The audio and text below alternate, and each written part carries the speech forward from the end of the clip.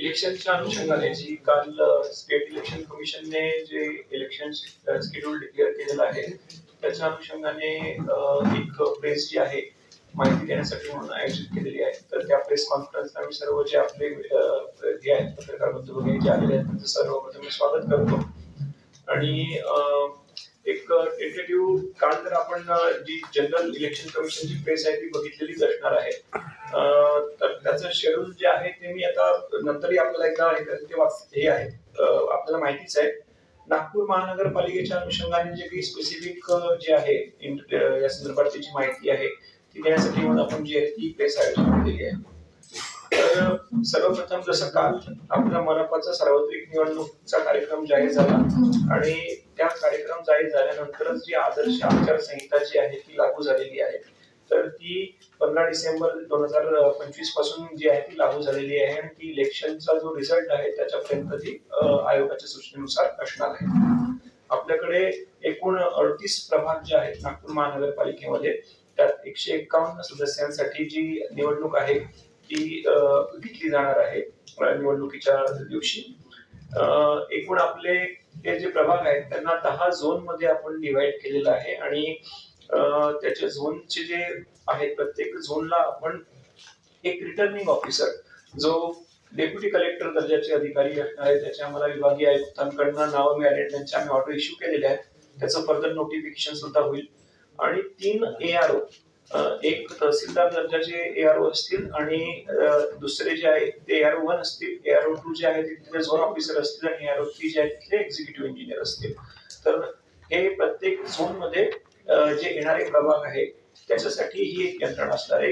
एक RO आणि 3 ARO आणि त्यांच्या याच्यामध्ये म्हणजे they will conduct the elections in respective zones. अंतिम मतदार यादी जी आहे ती आपल्याकडे आपण काल पब्लिश केलेली आहे. त्याच्या संदर्भामध्ये प्रेस नोट दिलेली होती जी आयोगाची आपल्याला डेडलाईन होती 15/12/2025 ला. त्याच्यानुसार आपण ती यादी जी आहे ती पब्लिश केलेली आहे. त्याच्यामध्ये साधारणतः एकूण मतदार जे आहेत आपल्याकडे 24,83,112 एवढे मतदार आहेत. पुरुष मतदार 12,26,690 आणि स्त्री मतदार 12,56,166 आणि इतर मध्ये 256 मतदार आहेत. तसे एकूण 24,83,112 मतदार आहेत. हे आपल्याला जी पेज नोट दिलेली आहे शेअर केली आहे त्याच्यामध्ये ऑलरेडी माहिती आहे. मतदान केंद्राची संख्या जर आपण बघितली तर साधारणतः 3,000 ते 31च्या दरम्यान जे आहे ते मतदान केंद्र आपल्याकडे असणार आहे. आयोगाच्या ज्या सूचना आहेत की 4 सदस्यीय प्रभाग आहेत त्याच्यामध्ये साधारणतः 800 ते 900 जे आहे एक रफली त्यांनी आपल्याला दिलेला आहे अंदाज हे करण्यासाठी की इतके मतदार असतील असं एक मतदान केंद्र असावं. तर त्याच्यानुसार जर आपली मतदारांची संख्या बघितली तर साधारणतः 3,000 ते 3100 पर्यंत आहे. काही ठिकाणी आपण कमी पण मतदार जोडतो कारण की तिथे जॉग्राफिकल एक्सपान्स वगैरे जो आहे तोही आपल्याला कन्सिडर करावा लागतो कारण त्याच्या संदर्भात आयोगाच्या सूचना आहे की काही ठराविक अंतराच्या पलीकडे जाण्याची गरज नाही पडली पाहिजे म्हणून. तर ते कन्सिडर करून आपलं होईल आणि त्याची मला वाटतं 22 तारखेला आपली 20 तारखेला जे आहे मतदान केंद्राची यादी जी आहे ती आपली येणार आहे. याच्यासाठी स्टेट इलेक्शन कमिशनकडे म्हणजे जिथे महानगरपालिका क्षेत्रामध्ये आता जी आपली आचारसंहिता आहे ती महानगरपालिका क्षेत्रापुरता आहे आणि इलेक्शन कंडक्ट करण्यासाठी आता जो स्टाफ असतो इलेक्शन डिक्लेअर झाल्यापासून तो आयोगाकडे डेप्युटेशनवर आहे असं मानलं जातं आणि त्या अनुषंगाने आयोगाने आयुक्तांना जे अधिकार दिले आहेत त्याचा DO आमचा रोल असतो बेसिकली की इलेक्शन कंडक्ट करण्यासाठी मॅन पॉवर मशिनरी जे इतर साधन सुविधा असतात त्या प्रोव्हाइड करणं हा जो रोल असतो तो महापालिका आयुक्त करतात. आणि त्याच्या अंतर्गत आता आपण वेगवेगळे जे कर्मचारी आहेत महानगरपालिकेचे इलेक्शन कंडक्ट करण्यासाठी तर ते आपण आपल्याकडनं नियुक्त केले जातील आणि ते झोनवर आपली जी टीम्स आहेत त्याच्यामध्ये त्यांचं प्रॉपर ट्रेनिंग घेणं पुढचे EVMच्या बाबतीमध्ये प्रिपरेशन आणि या सगळ्या प्रक्रिया ज्या आहेत त्या चालतील. आपल्याकडे आपण स्ट्रॉंग रूम्स ज्या आहेत त्याही आपल्या काही ठिकाणी ज्या काहीच्या झोनच्या आहेत त्या टेंटेटिव्हली आयडेंटिफाय केलेल्या आहेत. त्यांचं फर्दर नोटिफिकेशन जे आहे ते प्रॉपर आपलं जेव्हा इलेक्शन नोटिफिकेशन मध्ये आहे तेव्हा आपण ते नमूद करू.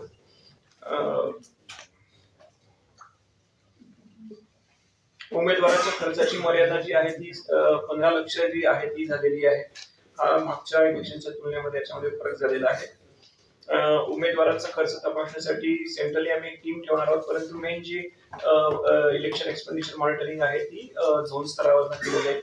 आचारसंहितेच्या पालनासंदर्भातही आपल्याकडे जे काही फ्लाइंग स्क्वॉड, SST म्हणजे stationary service team, VST, VVT आणि एक आपण तक्रार निवारण कक्ष स्थापन करतो.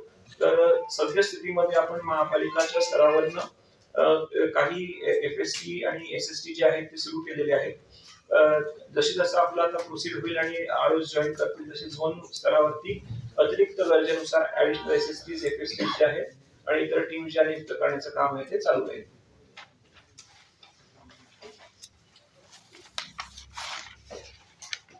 इलेक्शन शेड्यूल मला वाटतं पुन्हा आपल्याला त्याच्या संदर्भात माहिती द्यायची गरज नाही, कारण काल आपण सगळ्यांनी बघितलेलं आहे ते.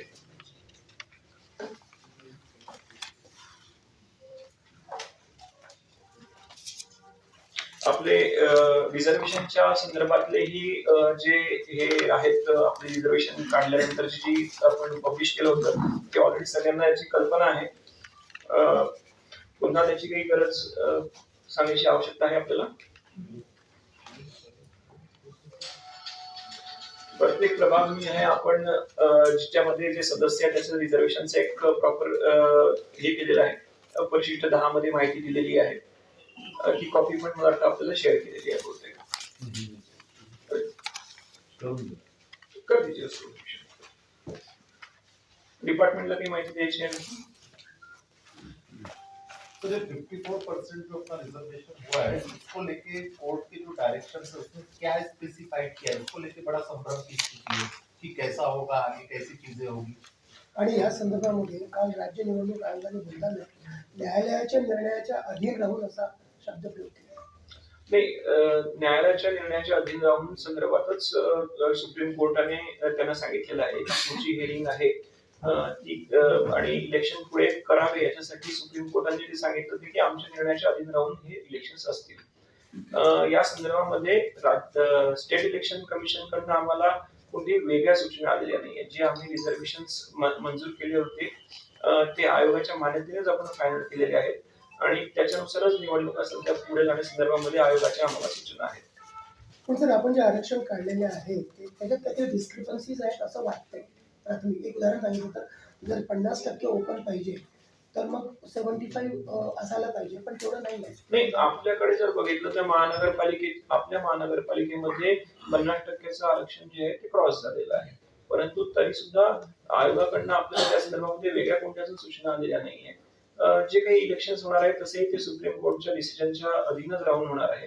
तर त्यात आयोगच जी काही भूमिका घेणार आहे ते त्यांच्या स्तरावरनं आम्हाला जशा इन्स्ट्रक्शन पास होतील तसं केलं जाईल. पण सद्यस्थितीमध्ये नागपूर महानगरपालिका किंवा इव्हन चंद्रपूर मध्ये पण तशी स्थिती आहे, पण त्यांना इलेक्शन घेण्यासंदर्भामध्ये किंवा रिझर्वेशन बदलण्यामध्ये कोणतीही अशी काही सूचना आयोगाकडनं प्राप्त नाही.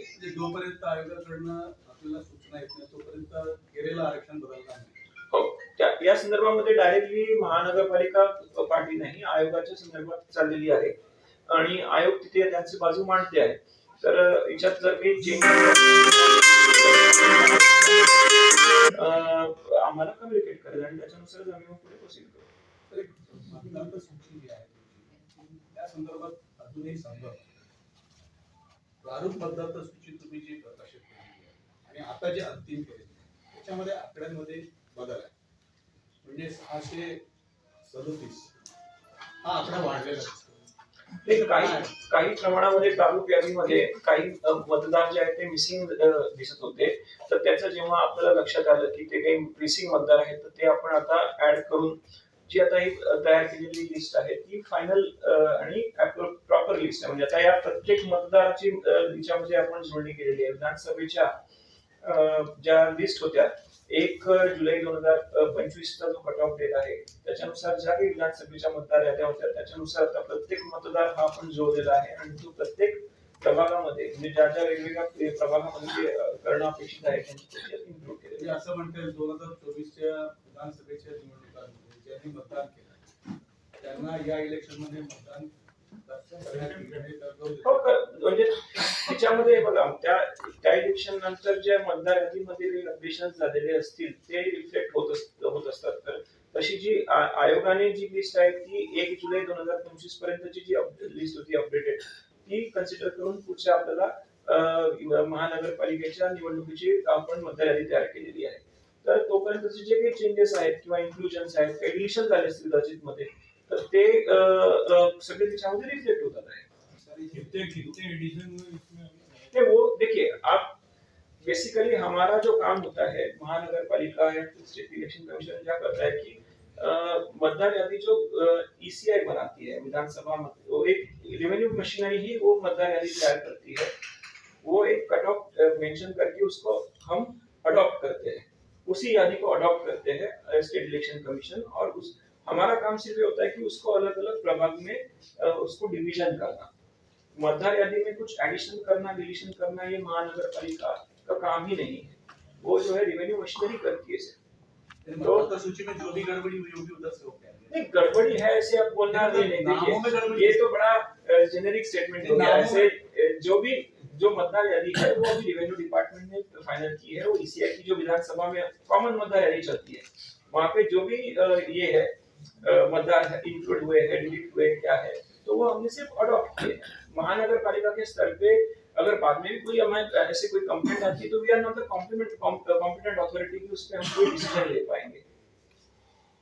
तर निवडणूक आयोगाने काल जे सांगताना एक स्पष्ट केलं की 1 जुलै 2025 पासूनची यादी आपण ऍक्सेप्ट केली, पण त्याच्यामध्ये समजा काही चेंजेस असतील, दुबार नावं असतील तर ते प्रभागनिहाय लोक अपडेट करू शकतात।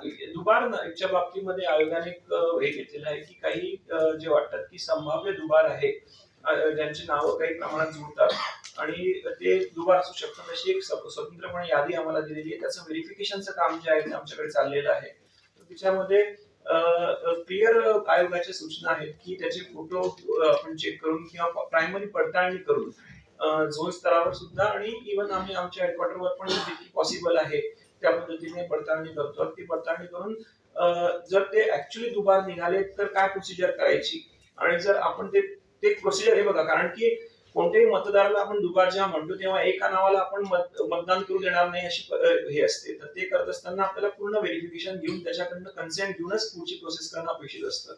तर या पद्धतीने व्हेरिफिकेशन कम्प्लीट होऊन जे येतील त्याच्यामध्ये त्यांचं आयोगाने सांगितल्याप्रमाणे आपण कन्सेंट फॉर्म करून एका त्याला मतदार केंद्राशी निगडीत ठेवू, दुसऱ्या मतदान केंद्रावर त्यांना वोटिंग अलाउड नसणार आहे। परंतु असं व्हेरिफिकेशन जिथे होऊ शकत नाही, फील्डवर जाऊन ते काही मतदार उपस्थित नसतात, अशा विचारामध्ये आपण त्यांना जे आयोगाकडून आलेली यादी आहे त्याच्यामध्ये त्यांना संभाव्य दुबार जे आहे ते शिक्का मारतो आणि त्याची एक कार्यपद्धती दिली आहे की असे मतदार जर मतदान केंद्रामध्ये आले तर कशा पद्धतीने त्यांच्याकडनं मतदान करून घ्यायचं। याच्याबद्दल आयोगाच्या अतिशय क्लिअर सूचना आम्हाला प्राप्त झालेल्या आहेत। त्याची पडताळणी करून पुढचं काम जे करायचं आहे ते आमच्याकडे चाललेलं आहे। आयोगाने याच्या संदर्भामध्ये 22 डिसेंबर पर्यंतची कारवाई जी आहे ती संपण्यासाठी सांगितलेली आहे। सर दुबार मतदान मिले हैं, एक स्क्रूटनी चल रही है नागपुर महानगरपालिका द्वारा, कितने दुबार मतदाता मिले हैं? ये स्क्रूटनी तो वो एक हम चल रही है, लेकिन जो हमें डेटा आयोग से आया हुआ है 95,000 का डेटा है, बट वो उसको आप इंडिविजुअल में डिवाइड, यानी अगर ये करें तो उतने इंडिविजुअल नहीं है 95,000, those many entries are present. तो उसको हम वेरिफिकेशन करने के बाद जितने अभी ध्यान में आते हैं उतने ही आप उसको हम बोल सकते हैं कि वो दुबार रहेंगे। दुबार वगैरे पण आहे। दुबार काही असतील सर आतापर्यंत त्याची किती झालेली आहे, काही आकडेवारी आहे का आतापर्यंत किती? आता झोनला आम्ही पाठवलेले आहे, आमच्या स्तरावरनं पण आम्ही काही 35-36 हजारांचे फोटो मॅच करून भेटलेले आहे। तर बघा आम्हाला जी यादी प्राप्त झाली त्याच्यामध्ये फोटोज प्रोव्हाइड केले गेले नव्हते, तर ते व्हेरिफिकेशन करत असताना आम्ही जनरल मतदार यादीचे फोटोज त्याच्यातनं चेक करत होतो। ते दोन्ही नावं आणि फोटोज ते चेक करून जे आम्हाला वाटत आहे की फोटो मॅच होऊन राहिलेला आहे त्यांना स्पेसिफिकली आम्ही खाली पाठवतोय की याचं फुल व्हेरिफिकेशन आवश्यक है। तो वो यादी हम जैसे जैसे हमारा वेरिफिकेशन हमारे लिए खत्म हो रहा है वो नीचे भी भेज रहे हैं, और साथ ही साथ वो पूरा डेटा भी हमने नीचे दिया है कि उनके प्रिलिमिनरी वेरिफिकेशन जो नीचे करनी है वो जोन पे भी करेगा। और देखिए कि जैसे मैंने आपको बताया कि इसमें अगर आपको क्लियरली हो गया कि कोई दुबार है, उसका हमने फॉर्म ले लिया, उसको हमने दिखा दी कि आपकी 2 एंट्री है 3 एंट्री है जो, तो उसका हम फॉर्म लेंगे कि आपको कहाँ पे वोटिंग करनी है और बाकी जगह पे उसका नाम ब्लॉक किया जाए।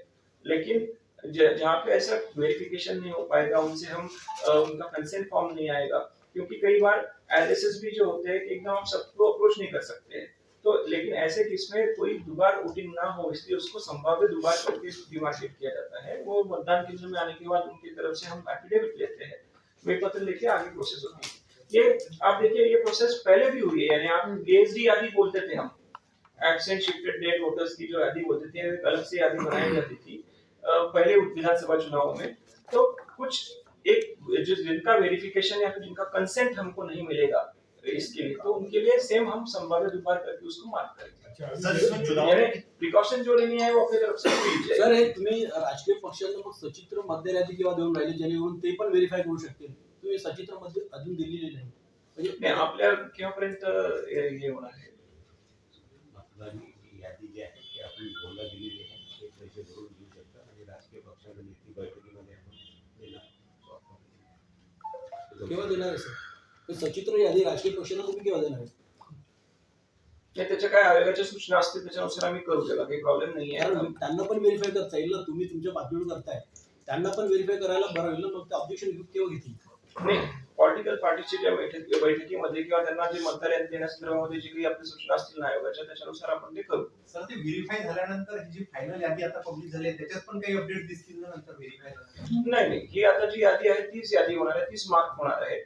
आणि मी जसं तुम्हाला सांगितलं की व्हेरीफाय झाल्यानंतर काही ठिकाणी जर आपल्याला त्यांचा कन्सेंट मिळाला की काय आहे काय नाही, तर मग आपण बाकीच्या ठिकाणी त्यांचं ब्लॉक करू, आणि इथे नाही मिळणार ते फक्त शिक्के मारू की संभाव्य दुबार म्हणून आहे. या आयोगाच्या गाईडलाईन्स झालेल्या आहेत बेसिकली, याच्यानुसार शिक्के मारू आणि त्यांच्याकडनं मग आम्ही पत्र घेऊनच त्यांचं वोटिंग आलं. सर, इस चुनाव में कितनी ईवीएम लगेगी, कितने सेंट्रल यूनिट्स, कितने बैलेट यूनिट और कितनी जगह आपका कंट्रोल सिस्टम रहेगा, और इसकी चेकिंग या इसका जो वेरिफिकेशन है वो आपके यहाँ से हो चुका है क्या इलेक्ट्रिकल डिपार्टमेंट? नहीं, अभी तो ईवीएम हमें प्राप्त नहीं हुए हैं। जो ईवीएम एक बार प्राप्त आने के बाद उसका एफएलसी वगैरह जो है सब हमारा तरफ से किया जाएगा। उसके लिए बचत भवन का जो हमने ये है हॉल है वो फाइनलाइज भी किया है। मेमोरी चिप्स हमारे पास उपलब्ध हो गई है। ईवीएम जो है हमारे मतदान केंद्र एक बार फाइनलाइज होने के बाद ही एग्जैक्ट हम आपको बता पाएंगे, बट टेंटेटिवली जो कंट्रोल यूनिट है वो अपने जितने मतदान केंद्र होते हैं प्लस हम एडिशनल 10% जो है रिजर्व के लिए मांगते हैं। और ballot unit considering 4 members in तो हमारा अनुमान है कि अराउंड 3 बैलेट यूनिट जो है हर एक पोलिंग स्टेशन में लगेंगे। तो उस हिसाब से अगर देखे जाएंगे तो अराउंड 10,000 के आसपास बैलेट यूनिट्स एक्चुअल यूज के लिए आएंगे और प्लस 10% रिजर्व हमारे पास रहेगा। तो जब तक ये मतदान केंद्र की संख्या अपनी फाइनल नहीं होती, मैं आपको एग्जैक्ट आंकड़े नहीं बता सकता, बट एक टेंटेटिव जो है वो अराउंड 3,000 से 3,100 सीयू एक्चुअल यूज में आएंगे और 10,000 के आसपास बैलेट यूनिट जो है वो यूज में आएंगे। लास्ट टाइम कितने केंद्र थे, इस बार कितने बढ़ने के चांसेस? लास्ट टाइम की 2700 थे। हाँ, 2700 केंद्र थे, उसमें से 300 350 की संख्या में बढ़ेगी इस बार। सर, यावेळेस आचारसंहितेच्या संबंधाने काही उपाययोजना केली नाही का? आचारसंहितेचा भंग होऊ नये, जर झाल्यास तातडीने काही कारवाई व्हावी याकरता काही योजना? हो, मी जसं आपल्याला सांगितलं की त्याच्यासाठी आयोगाने ज्या सूचना दिल्या आहेत की एक आपल्याला फ्लाइंग स्क्वॉड डेप्यूट करायला लागतात, एसएसटी लावावी लागते, म्हणजे स्टेशनरी सर्व्हेलन्स टीम जे आपली नाके म्हणतो आपण ते, आणि व्हीएसटी असते, व्हीव्हीटी असते. तर त्यातले 2 मेजर जे आहेत की फ्लाइंग स्क्वॉड्स आणि स्टेशनरी. तर सध्या आता आपल्याकडनं हेडक्वार्टर्स स्तरावरनं म्हणजे आचारसंहिता कारण लागू झाली असल्यामुळे त्याच्यावरची कारवाई सुरू करण्यासाठी आपण ऑलरेडी एसएसटी जे आहे त्याची लोकेशनही असतील तर तुम्ही एक सांगा. म्हणजे 5 लोकेशन घेतलेले आहेत आपण, Amravati road, Bhandara road, Wardha road, Hingna road आणि कोराडी रोड. आणि काही एफएसटीच्या टीम ज्या आहेत त्या सुद्धा आपण सध्या हेडक्वार्टर स्तरावरती नियुक्त करतोय. जर आम्हाला कोणतीही अशी तक्रार प्राप्त झाली तर त्या काउंटर क्लॉक ज्या उपलब्ध असतील त्या जाऊन तिथे त्याचं उचित जी कारवाई आहे त्याच्या संदर्भात ती करतील. पण ही सिस्टीम आता जस्ट सुरू केली आहे, परंतु हे ऍक्च्युअली लागणार आहे जेव्हा आपले जे सगळे आरओज वगैरे जे आहे ते आपलं चार्ज घेऊन तिथे गरजेनुसार जे आपल्याला आवश्यकता आहे मग ती फ्लाइंग स्क्वॉड्स तिथे नियुक्त करतील, एसएसटी नियुक्त करतील. तर ही जसं जसं आता चुनाव आपल्या पुढे आगे जाता जाएगा उसी तरह इसमें फिर ये होगी, number of FST will increase, SST might also increase. Sir, यावेळेस ज्येष्ठ नागरिक, एक मिनिट जारी करेगी कि आचार संहिता के उल्लंघन के मामले अगर किसी किसी आम जनता से कोई हमको लेना है, कंप्लेंट लेना है, उसके लिए कोई टोल फ्री नंबर वगैरह आपने अभी बनाया है क्या? नहीं, अभी जैसे ये सी विजिल का एक ये है, अगर एप्लीकेशन वो लागू करता है तो सी विजिल के थ्रू आप अपनी तकरार दे सकते हैं। टोल फ्री कुछ नंबर है क्या अपना इसके लिए? हाँ सर, नियंत्रण कक्ष अपन ने खोला है, उसमें ऑनलाइन नंबर दिया है लैंडलाइन। और नियंत्रण कक्ष सर हर एक जोन में भी रहेगा। हाँ। तो आचार संहिता का जैसे सेंट्रल एक कक्ष रहेगा, उस तरह हर एक जोन में भी एक नियंत्रण कक्ष रहने वाला है। तो वहां पे भी अगर कोई तकरार आती है तो उसको भी डील किया जाएगा। उसके नंबर से हम पब्लिश करेंगे। सर, ज्येष्ठ नागरिक आणि जो नंबर आले दिव्यांग असेल तर ते सर यावेळेस देऊ ज्येष्ठ नका. नागरिक आणि दिव्यांगांच्या घरी जाऊन मतदान घेतलं नाही जाणार? याच्या संदर्भामध्ये आयोगाच्या अशा वेगळ्या काही सूचना प्राप्त नाहीये की जसं जे ज्येष्ठ नागरिकांच्या जे 80+ वयाच्या त्यांच्या ठिकाणी घरी जाऊन त्यांचं जे मतदान असं होतं त्या संदर्भामध्ये आयोगाच्या सूचना कुठे प्राप्त नाहीये. बूथवर यावंच लागेल अजून मतदान जस्ट सुरुवात आहे. बेसिकली फ्रिक्वेंटली आम्हाला काही नवी सूचना निर्गमित करेल. तर उमेदवाराला लागणारे जे काही आवश्यक कागदपत्र आहेत, जसं फॉर्म नंबर 15 आहे, नागरिक झोन वाईज अवेलेबल करून देणार आहात का? त्याची माहिती पुस्तिका जी आहे ती आपण तयार करणार आहोत आणि ती सर्व झोनला अवेलेबल करून देऊ. नादेय प्रमाणपत्र आहे मात्र ते आम्ही सेंट्रल ठेवतोय, कारण की वेगवेगळ्या ठिकाणी जर प्रॉपर्टी असेल तर त्यासाठी भटकायला लागू नये याच्यासाठी सेंट्रल टीम एक जी आहे ती नादेय प्रमाणपत्रासाठी असणार आहे.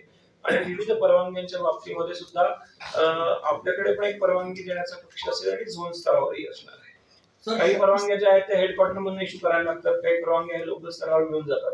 तर त्याच्यासाठी वन विंडो सिस्टीम जी आहे ती आपण एस्टॅब्लिश करणार आहोत. पोलीस विभागाचे कर्मचारी सुद्धा त्याच्यामध्ये आम्ही नियुक्त करू, जे कन्सर्न डिपार्टमेंटचे लोक असतील ते. तर ते झोनवर पण बसतील आणि हेडक्वार्टरमध्ये असतील. सर, शहरामध्ये जे आता आचारसंहिता लागू झालेली आहे आणि शहरामध्ये जे होर्डिंग्स लागलेले आहेत ते म्हणजे जे शुभेच्छुक जे म्हणजे नेत्यांचे जे शुभेच्छुक असतात ते होर्डिंग लागले ते काढण्याचं काम सुरू आहे का? नाही, आचारसंहितेचा भंग करणारे जे आहेत असे सगळे होर्डिंग आणि बॅनर्स आपण काढण्याचं रवी काम भवन चालूच तुमच्या केलेलं आहे. अंतर्गत येत नाही का? हा? रवी भवन मध्ये जे होर्डिंग्स लागलेले आहेत ते कोणाच्या अंतर्गत येतात? ते तो पीडब्ल्यूडीचा प्रिमायसिस आहे. हो, Actually त्याच्यामध्ये जर लागलेले असतील तर ते त्यांना हा. हे बघा, आपल्याला याच्यामध्ये 24 तासात केलेली कारवाई, 48 तासात केलेली कारवाई अशी शहर मध्ये आपल्याला we have to do it in 48 hours to 72 hours. याच्यामध्ये आपल्याला पूर्ण कारवाई खतम करायची असते.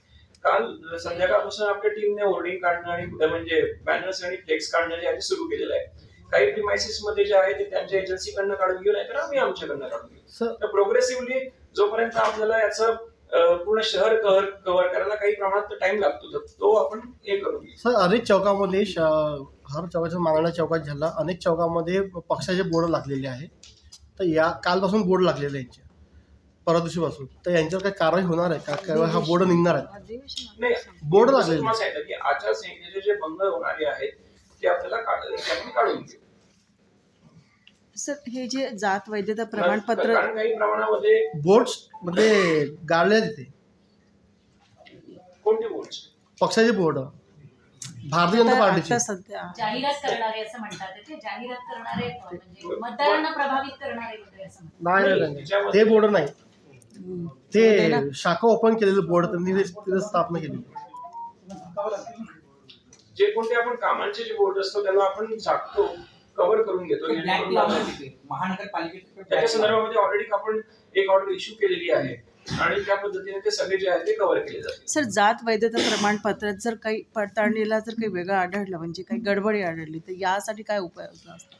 नाही, तिच्यात आयोगाच्या सूचना अशा आहे की 6 महिने त्या कॅन्डिडेटला प्रोव्हाइड केलेले आहेत. त्याच्यावर उमेदवारांचे त्याची पावती जी आहे ती त्याला अटॅच करायची आहे याच्यामध्ये ऍप्लिकेशन मध्ये, नॉमिनेशन मध्ये. तर 6 महिन्याच्या आत त्यांनी तो आमच्याकडे जमा करणं अपेक्षित आहे. आणि जर नाही करू शकले तर मग कारवाई करण्यासंदर्भामध्ये आयोगाच्या सूचना आलेल्या आहेत. तर राजकीय पक्षांकडून नेहमी असं होतं, लोकसभेमध्ये पण झालं, विधानसभेमध्ये पण झालं, वोटर स्लिप देताना ते त्यांची जाहिराती करतात, ते त्या पक्षाचं चिन्ह पण टाकतात, त्यानंतर आपण जप्त करतो. तर महापालिकेच्या निवडणुकीच्या संदर्भात आपण त्यांना सूचना दिल्या आहे का त्याच्याविषयी? नाही, वोटर स्लिप तर हे बघा, महानगरपालिका आपले स्वतःच्या वोटर स्लिप ज्या आहे त्याच्या वाटण्यासंदर्भामध्ये आयोगाने दिलेलं आहे की जसं आपण इतर इलेक्शन्स मध्ये करतो त्या पद्धतीने ती वोटर स्लिप द्याव्या अशा आयोगांच्या सूचनांमध्ये आलेलं आहे. ते तर आपल्या नियमानुसार असतात. काही पक्षाच्या मार्फत जर काही वाटप होत असेल तर त्या संदर्भामध्ये एक तर ती बाब खर्चामध्ये जाईल, किंवा जर ते अनुज्ञा नसेल तर त्याच्यामध्ये मग व्हायलेशन असेल तर त्याला थांबवलं जाईल. कारण काही गोष्टींमध्ये ते प्रचार त्यांचा करू शकतात, परंतु त्याची जी काही खर्चाची बाब आहे ती त्या उमेदवाराच्या खर्चामध्ये जोडावी लागते आपल्याला. पासून अंतरावर स्लिप देतात, बूथ पासून अगदी अंतरावर देत स्लिप. बूथ मध्ये पण हे बघा, आपण बरेचदा भेटणार आहोत, तर मतदानाच्या पर्यंतची जी कारवाई आहे ती तर आपल्याला राहणार, ती आपल्याला जे 100 मीटर 200 मीटरचे जे डिस्टन्सेस सांगितलेले आहेत त्याचं नक्की पालन होईल, ज्या पद्धतीने विधानसभेमध्ये झालं होतं. पण मला असं वाटतं अजून त्याला भरपूर अवकाश आहे, त्याच्या अगोदरही आपण बरेचदा भेटू मला असं वाटतं. सर, सोशल मीडियावरती जो प्रचार केला जातो म्हणजे अगदी छोट्या पद्धतीनं ओपनली होत असला तरी पण त्याच्यावर लक्ष देणं त्याच्यासाठी आपल्याला एक जी प्रमाणन समिती जी आहे म्हणजे एमसी सारखी जी समिती आहे ती आपल्याकडे आपण गठीत करतोय. या संदर्भामध्ये आम्हाला काही पेड न्यूजच्या किंवा इतर अशा तक्रारी आल्या किंवा प्रक्षोभक गोष्टींच्या मार्फत चाललेल्या आहेत, तर त्याच्या संदर्भातल्या ज्या काही तक्रारी आहेत त्याच्याकडे आपण पाठवून तपासून घेऊ आणि स्पेसिफिक जेव्हा आपल्याला खर्चाच्या म्हणजे अशा काही ऍडव्हर्टाइजमेंट आढळल्या तर ती बाब खर्चामध्ये पकडण्यासाठी आपण हे करू. अलाउड मजकूर असेल आणि काही त्याच्यामध्ये इश्यू नाहीये पण तो करतो आहे तर त्याच्याबद्दल काय खर्च झालेला त्याच्यात त्यांना डिक्लेअर करणं अपेक्षित असतं. सर, एक तर तुमचं अभिनंदन, कारण गडकरी साहेब तुम्हाला सहृदयी अधिकारी म्हणाले आणि लोकसभा निवडणुकीचं जे ऑफर दिलंय तर तुमचं काय मत आहे? तो विषय वेगळा होता.